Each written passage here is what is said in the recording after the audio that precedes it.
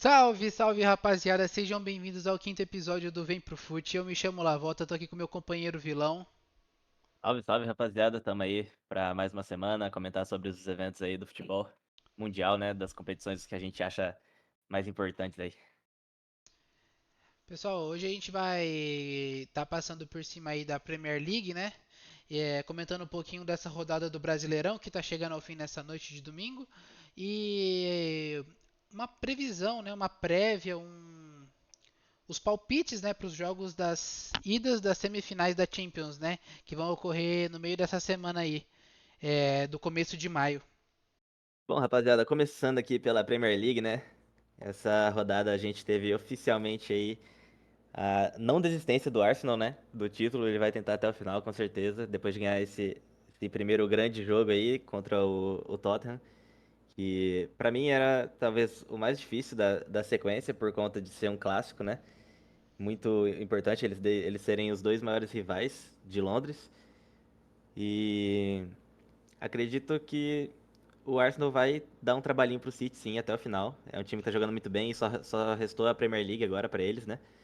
Esse jogo de hoje eles conseguiram abrir 3-0 e depois acabaram sofrendo um pouco de pressão ali, né? O Tottenham conseguiu descontar o placar, quase chegar ao empate. Mas eu acho que no geral foi um jogo bem legal de se assistir, principalmente, né? Um jogo bem movimentado. Mas que o Arsenal jogou bem. No fim das contas, jogou bem. O Arsenal que veio um pouco diferente, né, do que foi no ano passado, nessa reta final, conseguindo se sobressair quando enfrenta um grande time, né?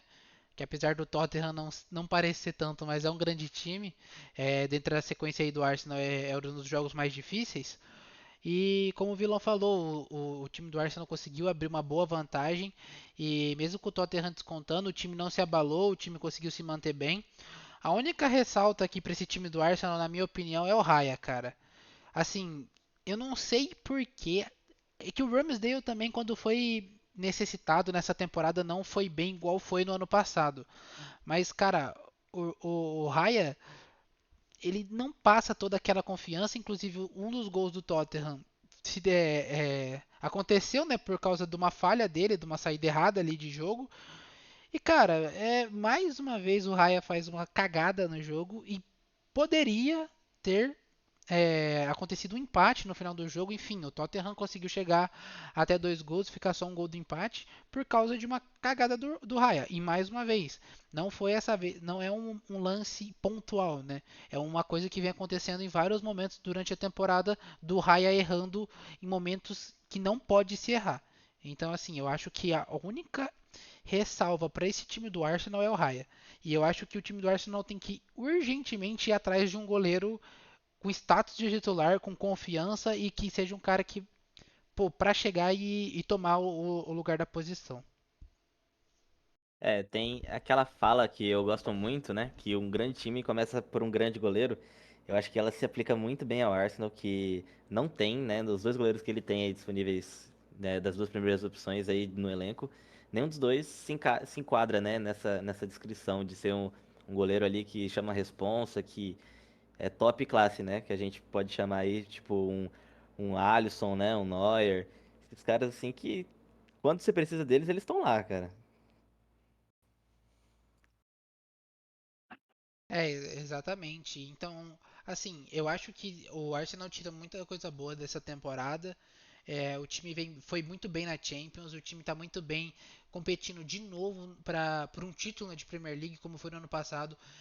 Depois desses longos anos aí que foi para a torcida do Arsenal passando um sofrimento ferrenho, até com o Arteta, né? Nos primeiros anos ali do Arteta sofrendo bastante com o processo de reformulação do elenco e tudo mais. Mas nessas últimas duas temporadas o Arsenal vem se mostrando um time que tá brigando para voltar para a elite do futebol europeu e se manter, né?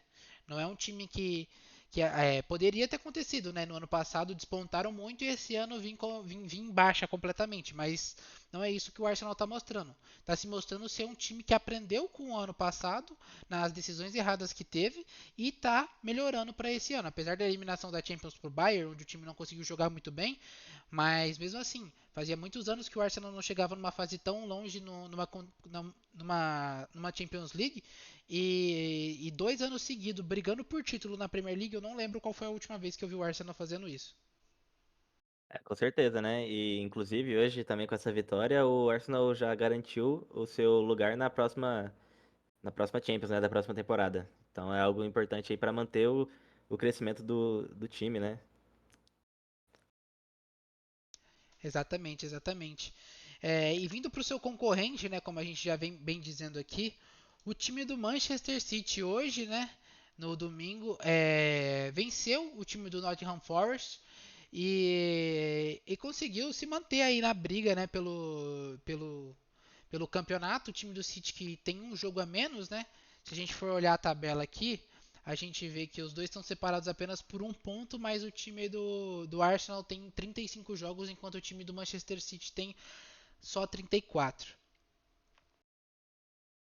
É, e nesse jogo, cara, esse placar pode até ser um pouco mentiroso, tá? Porque o Nottingham Forest teve boas oportunidades e acabou não conseguindo converter elas no gol, né? Mas eu acho que pelo menos um golzinho o Nottingham Forest merecia ter feito nesse jogo aí. É, os jogadores perderam chances bem claras, assim, que lembrou muito, assim, time de segunda divisão, né? Que é a briga do Nottingham Forest aí nessa temporada. Pois é, mano, apesar do bom jogo, cara, o Chris Wood, sério, hoje eu acho que foi um dos piores jogos da vida do cara, mano. Ele perdeu tanta chance, cara, tanta chance. E assim, como você disse, o time do Nottingham Forest não jogou mal. O time do City conseguiu, né, manter o seu ritmo, mas assim, cara, eu achei que teve uma falta assim de vontade dos jogadores do City nesse jogo. O time estava muito mal, até o Haaland entrar e conseguir marcar o segundo gol, cara, só dava Nottingham Forest. O segundo em tempo, se eu não me engano, até os. Deixa eu ver aqui em que momento que o Haaland fez gol, 71 minutos. Cara, até os 71 minutos só dava o Nottingham Forest martelando forte o time do City. E se a gente olhar para a tabela, né, o Nottingham Forest está numa situação bem complicada, como o Vilão pontuou aí. Tá a um ponto, né, da zona de rebaixamento, nessa briga com o Luton Town e Burnley. E, cara, provavelmente aí vai ser uma luta difícil aí até o fim da temporada pro Nottingham Forest. E o City, né, a gente, assim, devido à tabela, a gente acredita que ele vá conquistar o título, né? Pelo menos é a minha opinião. Eu acho que o City dificilmente tropeça aí nesses próximos jogos. É, ainda mais que o City agora tá só com a final da FA Cup pra jogar, né? Com o Manchester United e, e a Premier League, né? Porque acabou saindo da Champions. Mas eu acho que os jogos mesmo do City são mais tranquilos, né? Em geral, assim. Rapaziada, vindo aqui diretamente pro futebol brasileiro, indo lá para São Januário, o nosso querido Vascão, né, acabou sofrendo a derrota por 4-0 do Criciúma, no que resultou na demissão, né, do técnico Ramon Dias, né? O time do Criciúma imprimiu um ritmo muito forte para cima do Vasco, que não conseguiu aguentar, né? Até que no começo do jogo o Vasco começou relativamente bem, teve algumas chances e teve um pênalti, né, desperdiçado pelo Verratti. E a partir dali foi só ladeira abaixo. O time do Criciúma foi colocando ritmo. O Bolazier fez um jogo absurdo. E inclusive também o Matheus fez um belo gol no começo do jogo, né? E acabou que o Criciúma saiu vencedor, né? Mais uma boa atuação do Criciúma que é um belo candidato a se manter aí na Série A desse ano. É, com certeza. O Vasco, mais uma vez, uma atuação precária do Vasco, né? Todo o mérito também do Criciúma, que jogou muito bem. E sobre o pênalti aí que o Verratti perdeu, pra, pra mim não foi nem pênalti, tá? Não era nem pra ter marcado. Mas a arbitragem brasileira a gente sabe como que é, né? Pra mim, o Verratti chuta a perna do, do jogador do Criciúma, não o contrário, como foi dito nas transmissões, né, do jogo. Então, o Vasco ainda teve sorte, entre aspas, né? De que teve um pênalti mal marcado ao seu favor, mas conseguiu desperdiçar, né? Sobre o Criciúma, cara, o Bolassi realmente jogou muito bem.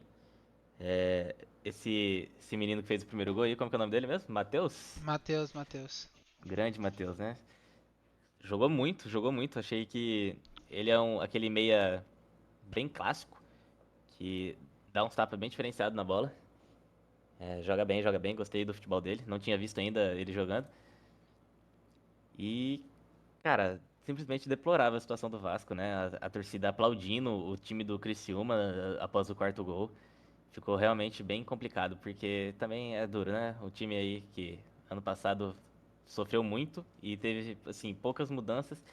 Eu acho no caso de contratações, principalmente ali no setor defensivo, que é onde o Vasco mais precisava e ainda precisa de reforços. Ele não foi, a 777 não foi tão atrás assim de zagueiros de nome, né? Pra resolver a situação.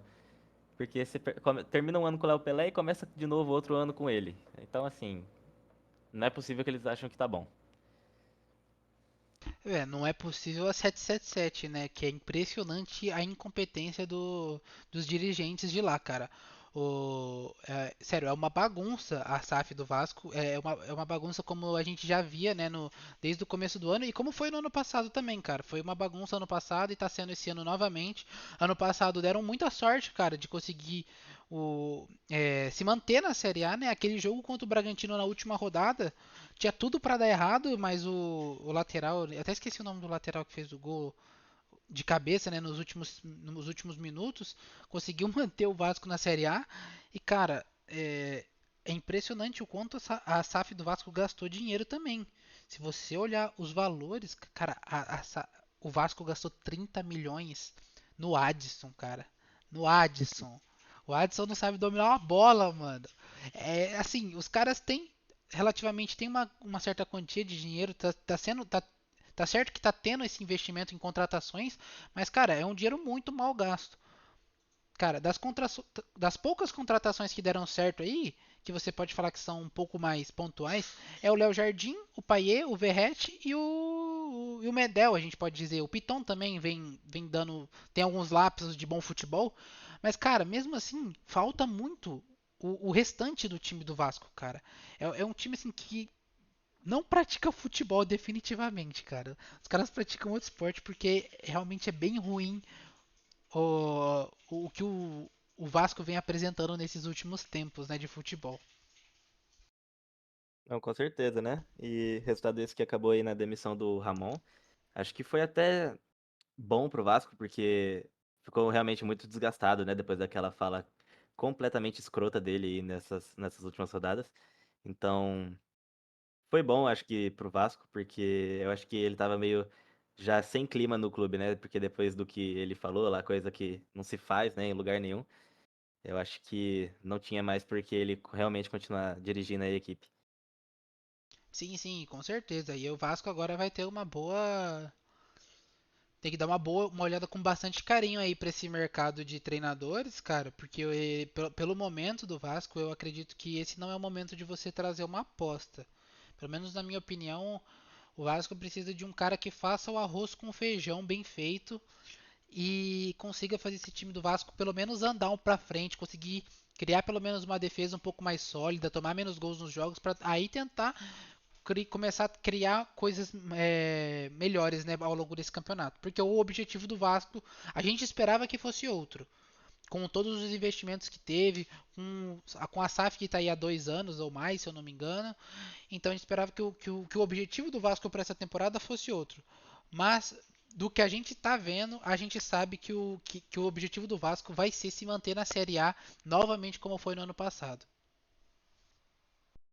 Com certeza. E acho que para finalizar sobre o Vasco, é, o maior problema agora também vai ser ele conseguir encontrar um treinador disponível aí no mercado, né? Talvez ele vá atrás de algum treinador empregado, como foi o Botafogo, né? E acertou muito, mas que provavelmente vai ser o mais assertivo a se fazer, né? Ir atrás de um cara de nome para realmente resolver a situação. Tudo bem que com esse elenco, né? Não vai ser pode trazer, sei lá, qualquer um, mano.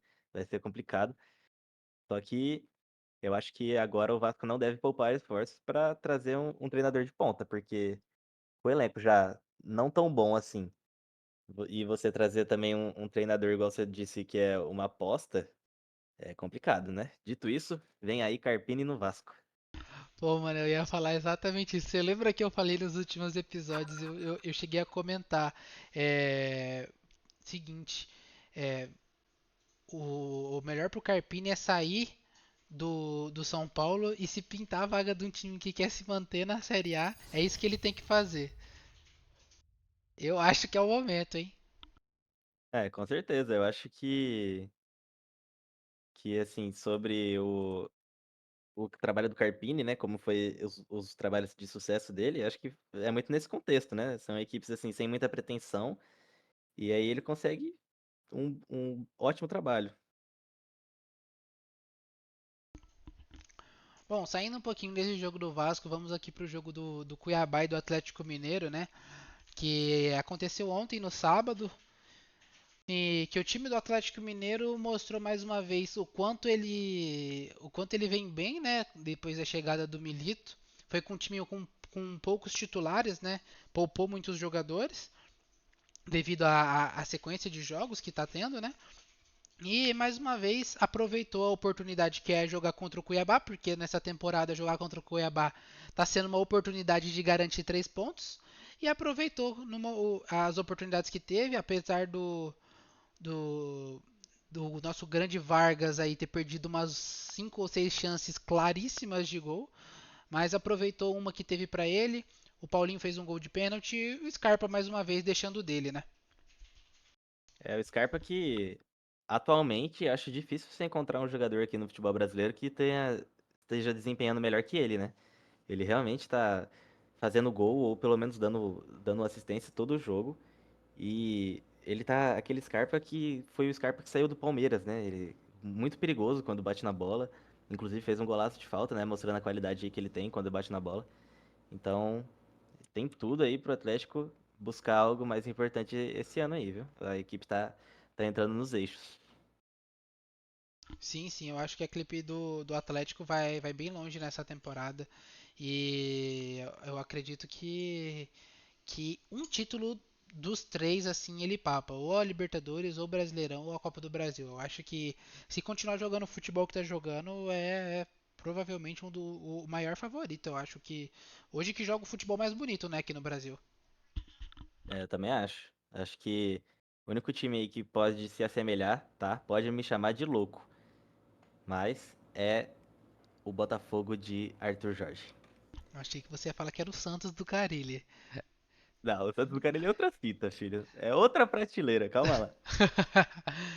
Mas com certeza, já que você mencionou o time do Botafogo aí, vamos entrar nesse jogo do Botafogo e do Flamengo que ocorreu nas 10 da manhã desse domingo maravilhoso, em que o Botafogo apresentou mais uma vez o belo futebol que vem apresentando e o nosso querido Flamengo entrou naquela fase da torcida querer derrubar o técnico, né? Entrou naquela Crise. fase maravilhosa do Flamengo onde todo mundo quer derrubar o técnico a qualquer custo.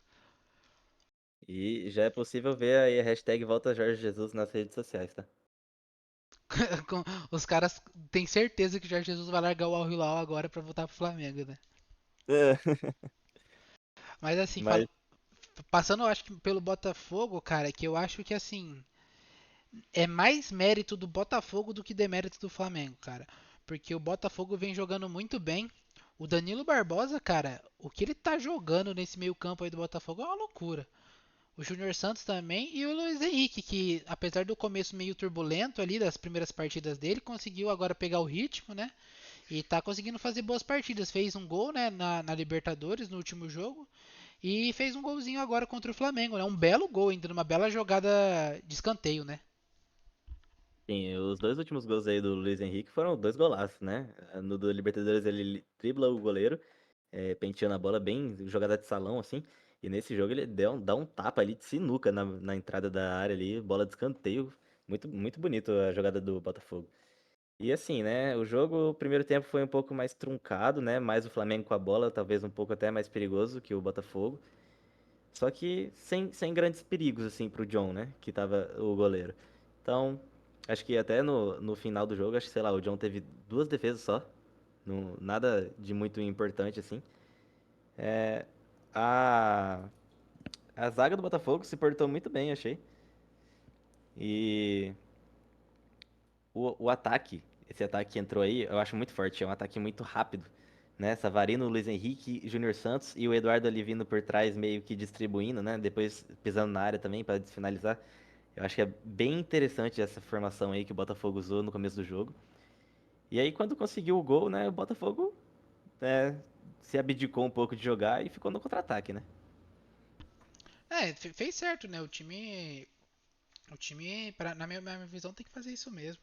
E eu, falando sobre essa função do Eduardo que você colocou aí, cara, na minha visão, não sendo botafoguense, assim, que a maioria dos botafoguenses eu acho que tem um apego, né, com o Tiquinho, pelo que foi na temporada passada, mas pelo que vem jogando, o Tiquinho é reserva nesse time, cara.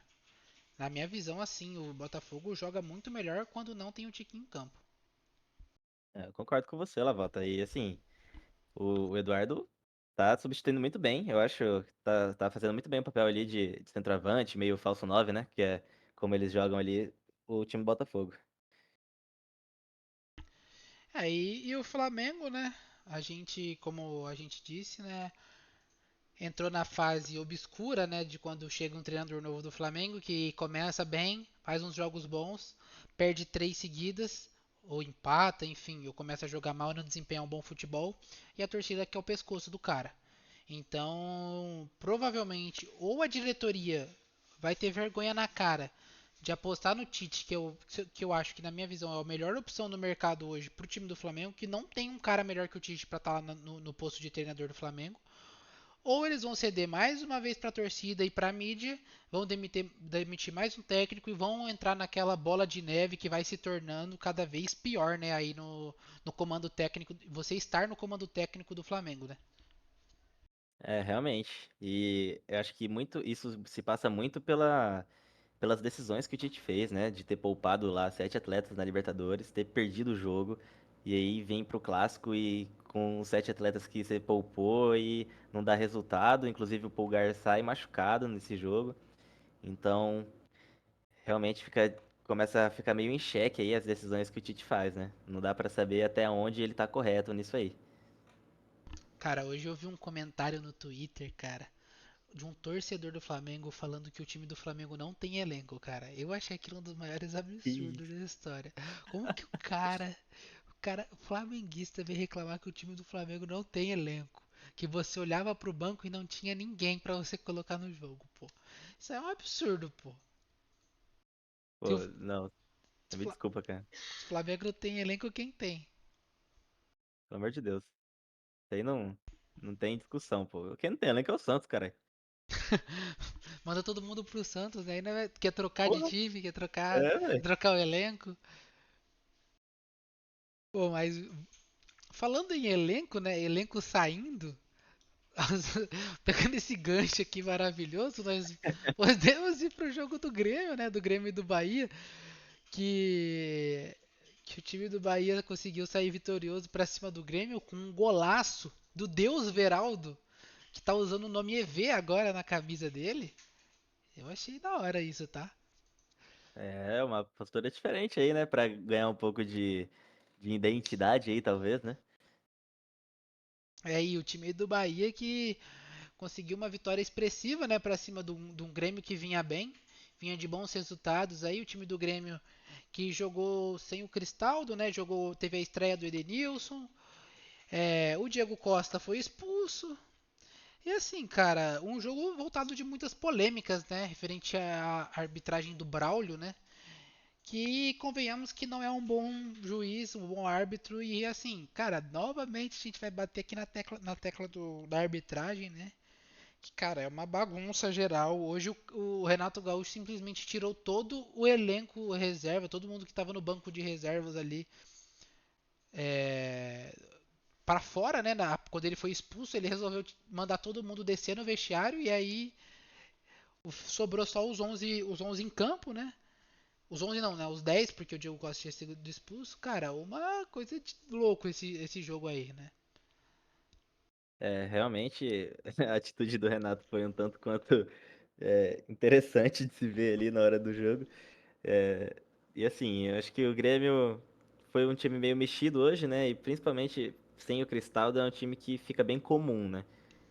O Grêmio ali sem o seu principal craque, assim como qualquer time, né? Que tiver um jogador só assim que chama a responsabilidade mesmo, ele vai sentir muito, né? Porque, pô, o Soteldo, velho, não tem como. Eu tenho experiência pra falar do Soteldo, né? O Soteldo não pode ser o grande craque do seu time, porque ele não consegue resolver, ele não tem capacidade pra resolver os jogos. Ele é pra ser um coadjuvante ali, um bom coadjuvante. O Soteldo é isso aí. Então, o Grêmio eu acho que vai depender muito do Cristal desse ano, se quiser chegar longe, tanto na Libertadores quanto no Brasileirão. É, cara, e assim, só ressaltando uma coisa aqui que eu acho que o Renato Gaúcho errou feio nessa decisão aí que ele tomou, cara, de retirar todo mundo do campo, largando os jogadores que estavam em campo assim, sozinhos, né? Os caras iam fazer o quê? Os caras não iam deixar o campo junto. Mas, cara, eu não entendi muito bem o porquê dessa decisão dele, cara. Acontecem vários erros durante todo o campeonato, todo mundo tá cansado de saber o quanto a arbitragem é ruim, e não é você retirando todo mundo do banco de reservas do campo e você saindo quando você é expulso e ficar de chilique que vai resolver alguma coisa. Não é esse o protesto que tem que ter. O protesto contra a arbitragem tem que ter de várias outras maneiras, cara. Primeiro que a CBF tem que dar alguma alguma nota, alguma coisa. Tem que falar um pouco sobre o que foi esse jogo, cara. Porque o Braulio não apitou bem esse jogo, ele errou em muitas decisões, ele deu muitos cartões desnecessários, faltinhas picotadas, errando o lateral, errando coisa básica, sabe? Coisa que vai irritando ao longo do jogo, mas a atitude do Renato não justifica, não é justificada por isso, porque o Renato não tem o porquê ter feito isso, sabe? Eu acho que assim, se fosse um técnico gringo fazendo isso, ou fosse o Abel Ferreira, ou se fosse, sei lá, o Arthur Jorge do Botafogo fazendo isso, o que a mídia ia estar detonando os caras numa hora dessa, o que os caras teriam cavado a própria cova fazendo um bagulho desse é absurdo. Só que como o Renato Gaúcho, todo mundo da mídia adora ele porque ele fica posando para as fotos e fica na praia coçando o saco, todo mundo gosta, né? É impressionante. Realmente a mídia não deu muita ênfase nessa reação aí completamente exagerada do Renato.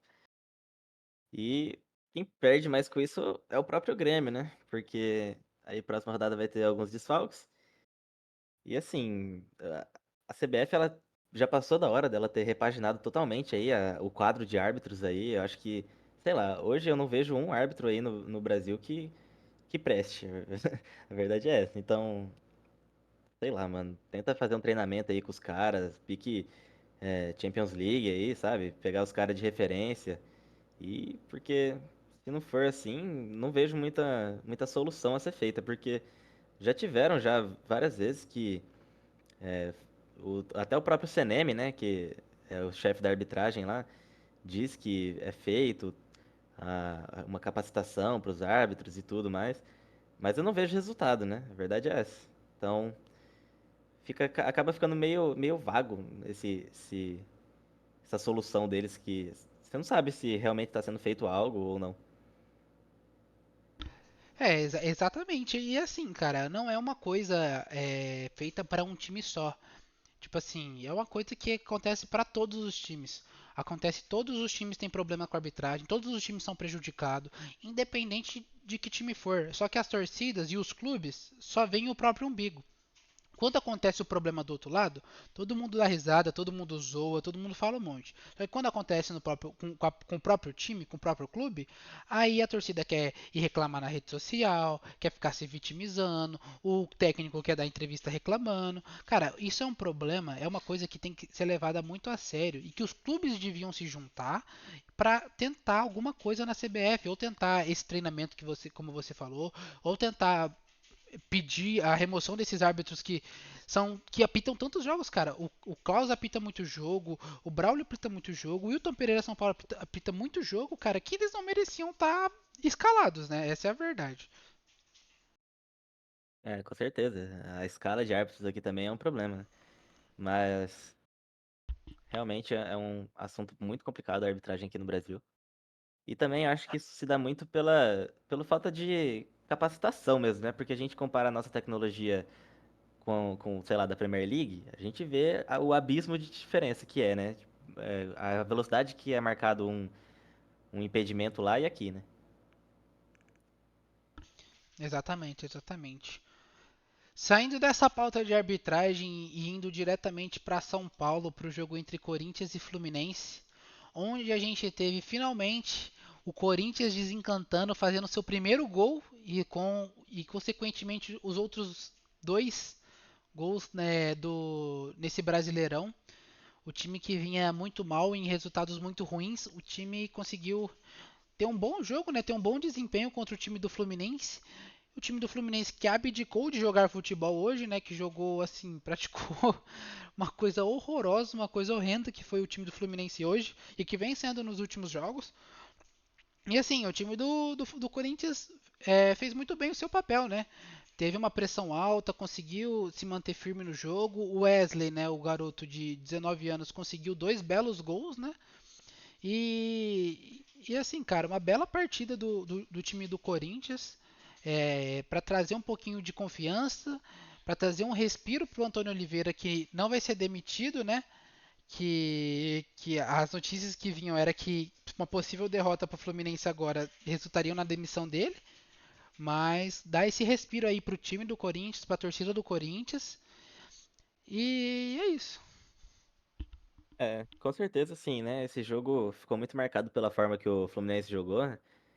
Inclusive, eu acho que se não me engano foi o primeiro ou o segundo gol do Wesley, que foi uma bola perdida pelo Cano. Ele tava, sei lá, jogando tipo de primeiro volante ali, não sei pra quê, o que que o Cano vai ajudar na saída de jogo do Fluminense, né? Mas mérito do Corinthians, eu achei que, tipo assim, acertou muito bem a marcação encaixada lá em cima mesmo, pra não deixar o Fluminense sair jogando. Tudo bem que o Fluminense jogou mal, mas o Corinthians também jogou bem nessa questão da marcação pra realmente anular o Fluminense. E quem diria, né? Um ataque sem Yuri Alberto ou Pedro Raul faz gols, né? Quem diria, né? Quem diria? E cara, eu acho que o Antônio Oliveira tem que explorar um pouquinho mais essa característica física do time do Corinthians. Que o Corinthians tinha muita dificuldade quando ele precisava ter a bola para criar uma jogada, quando ele precisava sair tocando desde a linha de trás, né, dos defensores até o ataque e criar uma jogada a partir disso. Só que quando o Corinthians fazia essa pressão alta e tentava recuperar a bola lá na frente e já sair um pouco mais próximo ao gol, o Corinthians teve muito sucesso. E o time do Corinthians é um time muito físico, né? Tem jogadores que são fortes fisicamente e tem essa característica de velocidade e de. Pelo menos esse time que foi escalado, né? Sem o Yuri Alberto e o Pedro Raul. Tem essa característica de velocidade e bom fôlego. E conseguiram manter isso por boa parte do jogo. E o Carlos Miguel também, quando precisou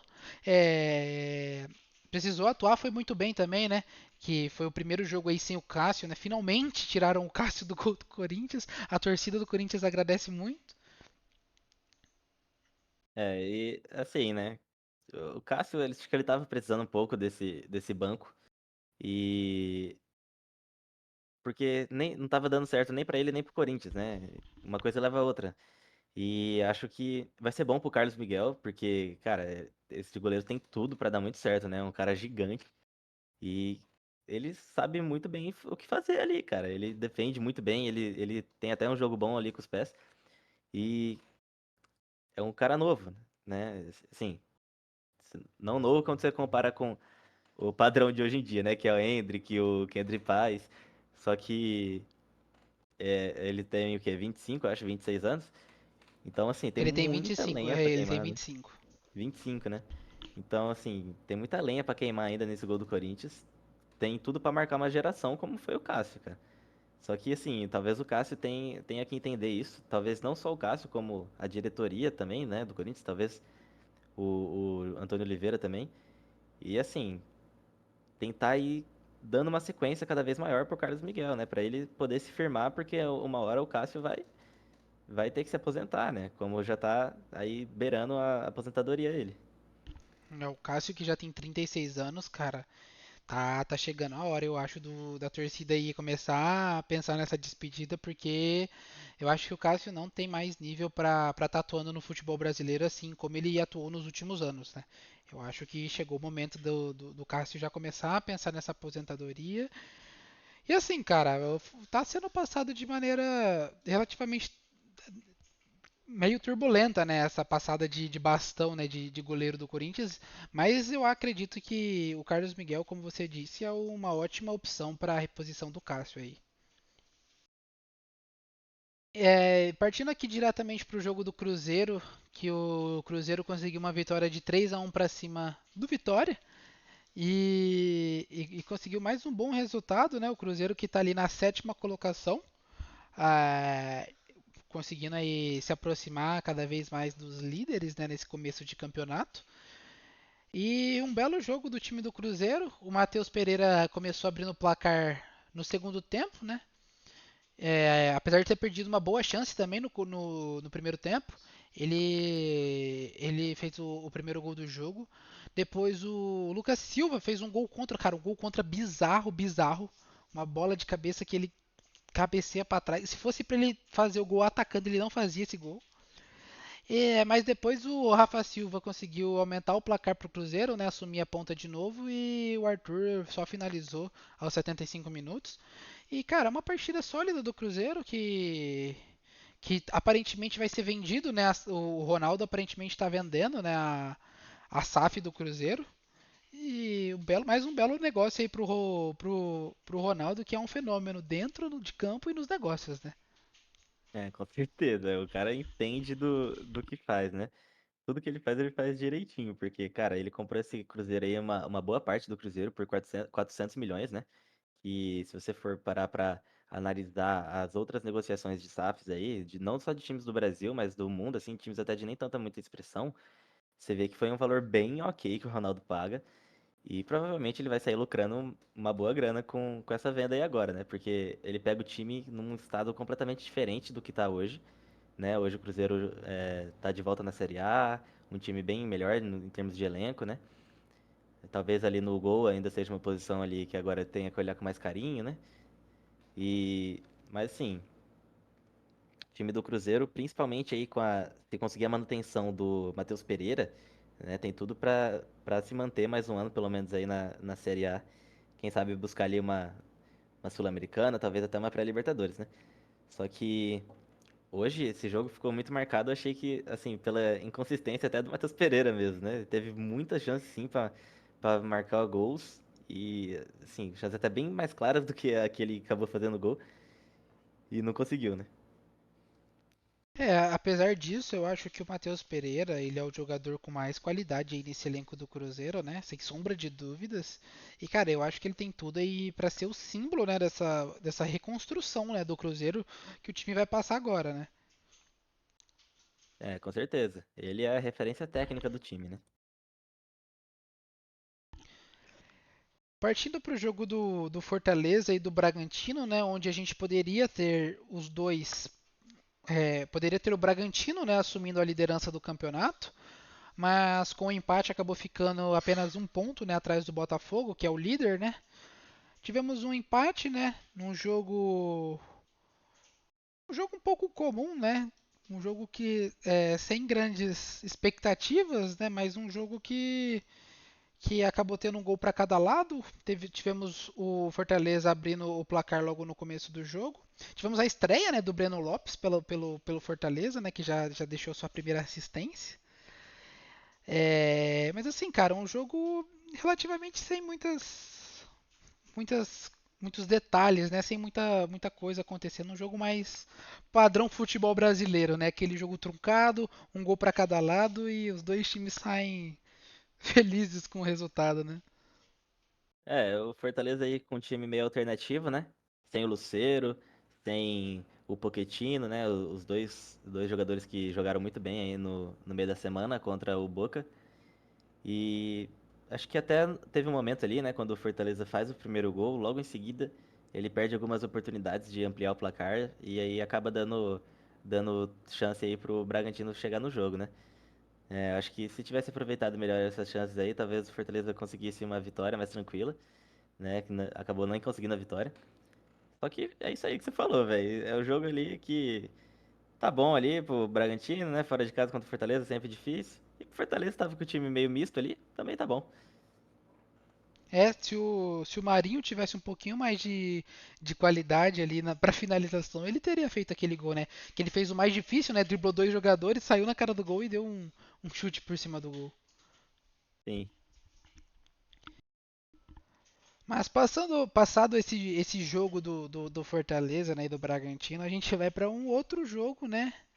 Que tivemos um outro jogo padrão futebol brasileiro, né?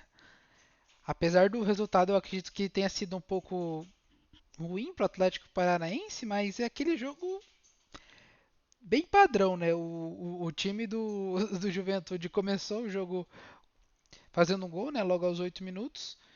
E o Nicão, né? Que voltou pro Atlético Paranaense fez o gol do empate, né? É, o Atlético também com uma escalação um pouco diferente, né? Não começou aí com o Mastriani de 9, tava sem o Zapelli também, que ele sempre começa jogando. São caras ali que são muito responsáveis pela criação e finalização, né? Respectivamente aí os dois. Então, talvez isso tenha prejudicado um pouco o desempenho do Atlético.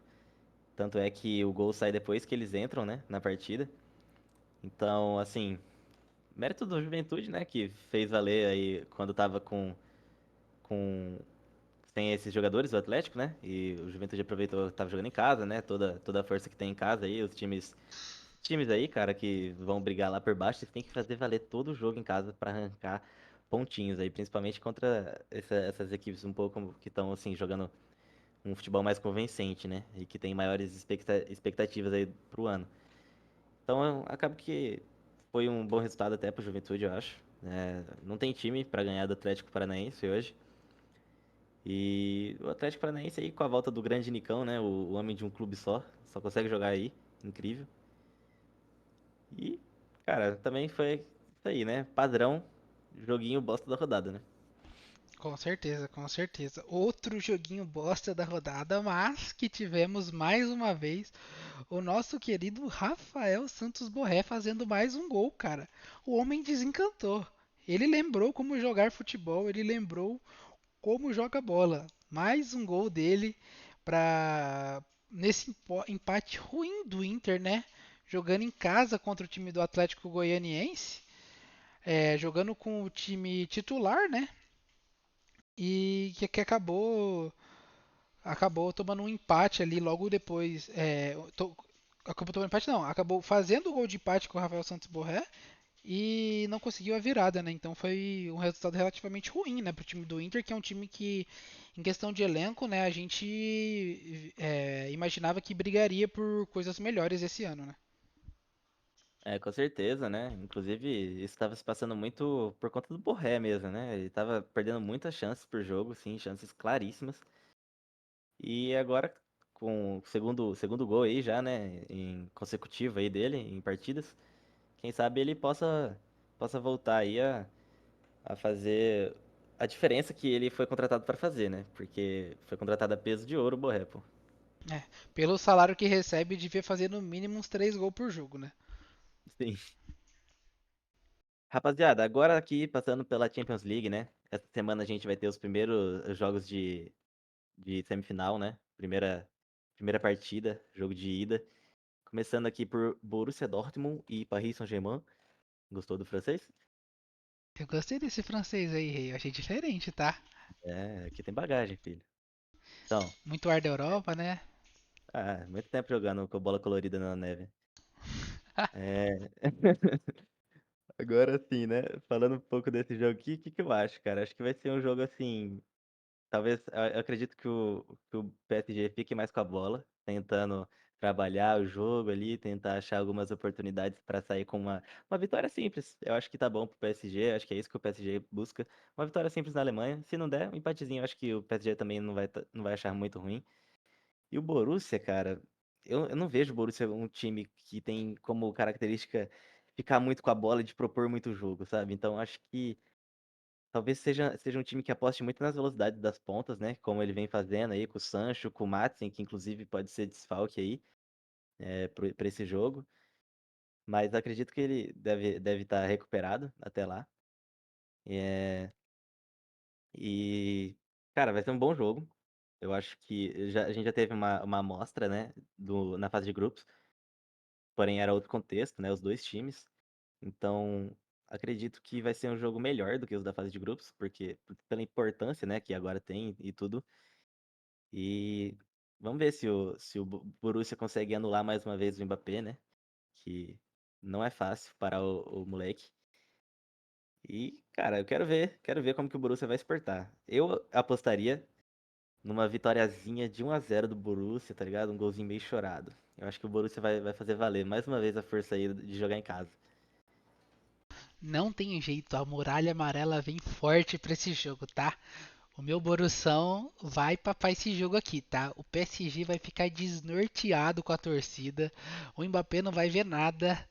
E o meu Borussão vai meter aquele 1 a 0 chorado com um golzinho de cabeça, tá ligado? E o PSG eu acredito que vai, como você falou, o PSG vai propor o jogo, mas vai parar nas mãos de Kobel.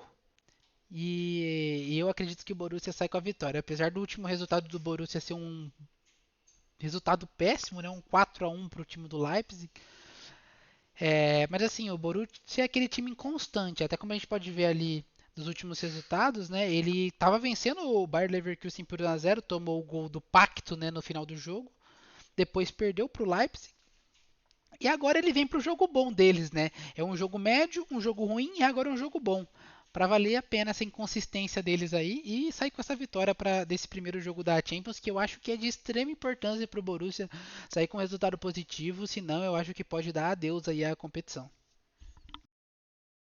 É, eu também acho que o Borussia depende muito desse jogo aí, jogando em casa, pra arrancar um resultado bom aí, pelo menos uma vitória, simples que seja, porque eu acho que se ele for pra França saindo atrás ou no empate ali 0-0, acho difícil de passar, porque o PSG realmente esse ano ele vem jogando bem na Champions, mostrou isso contra o Barça, né?